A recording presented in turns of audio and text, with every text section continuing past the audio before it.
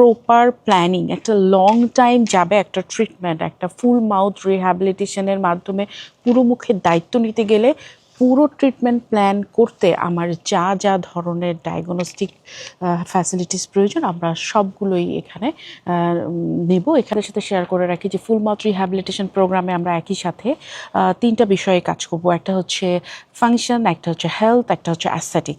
মানে সৌন্দর্য তো থাকবেই, সৌন্দর্য অ্যাস্থেটিক, মানে আমাদের সামনে দাঁত যেন দেখতে একদম ন্যাচারাল থাকে, একদম দেখতে সেলিব্রিটিজদের মতো হয়, এবং আপনার যেন কোনো ধরনের সোশ্যাল আপনার যে স্ট্যাটাস সেটা যেন মেনটেন হয়, সেটার দিকে আমরা খেয়াল রাখবো। নাম্বার 2 হচ্ছে আমরা ফাংশনের দিকে খেয়াল রাখবো, যেন পিছনের দাঁত দিয়ে আপনি আবার আগের মতো করে খেতে পারেন, আপনার খেতে যেন কোনো প্রবলেম না হয়, আপনার কোনো ধরনের চুইংয়ে যেন কোনো প্রবলেম না হয়, কোনো খাবার খেতে যেন প্রবলেম না হয়, সেই বিষয়টা আমরা খেয়াল রাখবো। এবং আরেকটা বিষয় হচ্ছে যে এটার যে হেলথ, অর্থাৎ মাড়ির হেলথগুলোর দিকে আমরা খেয়াল রাখবো, যে যেন মাড়ির হেলথটা ঠিক থাকে, দাঁতের হেলথ ঠিক থাকে, তাতে ক্যাভিটিস ডেভেলপ না করে। সব কিছু মিলায় আমরা একটা কম্বিনেশন ককটেল বলতে পারেন ট্রিটমেন্টের ক্ষেত্রে। ফুল মাউথ রিহ্যাবিলিটেশনের ক্ষেত্রে আমরা বেশ কয়েকটা স্টেপে কাজ করব। নাম্বার 1 হচ্ছে কম্প্রিহেন্সিভ ডায়াগনোসিস। কম্প্রিহেন্সিভ ডায়াগনোসিসের মধ্যে আছে একজন পেশেন্টকে আমরা ফার্স্টে অ্যানালাইসিস করব, তাকে আমরা একটা রিটেন সিস্টেম, একটা ফাইল দেব, ফাইলের মধ্যে তার সম্পর্কে আমরা ইন ডিটেলস জানবো, যে পেশেন্টটার কতদিন থেকে কি কি প্রবলেম হচ্ছে, সে কি ফিল করছে, তার ফিলিংটা আমরা নোট ডাউন করব। অ্যান্ড তারপরে হচ্ছে আমরা তার সিস্টেমিক ডিজিজ ইভালুয়েশন করব।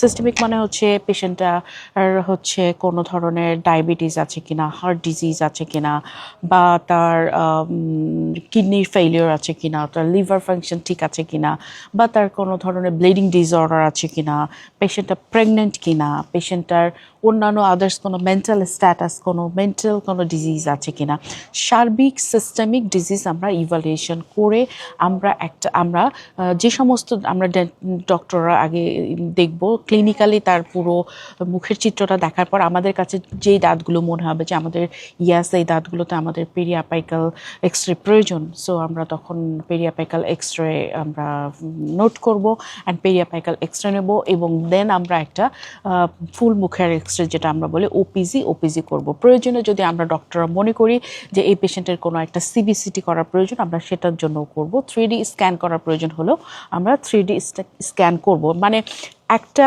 প্রপার প্ল্যানিং, একটা লং টাইম যাবে একটা ট্রিটমেন্ট, একটা ফুল মাউথ রিহ্যাবিলিটেশনের মাধ্যমে পুরো মুখের দায়িত্ব নিতে গেলে পুরো ট্রিটমেন্ট প্ল্যান করতে আমার যা যা ধরনের ডায়াগনস্টিক ফ্যাসিলিটিস প্রয়োজন আমরা সবগুলোই এখানে নেব। এখানে আমাদের কোনো ধরনের ল্যাকিংস রাখলে চলবে না, কারণ ল্যাকিংস রাখলে এখানে ট্রিটমেন্ট ফেল করে যেতে পারে।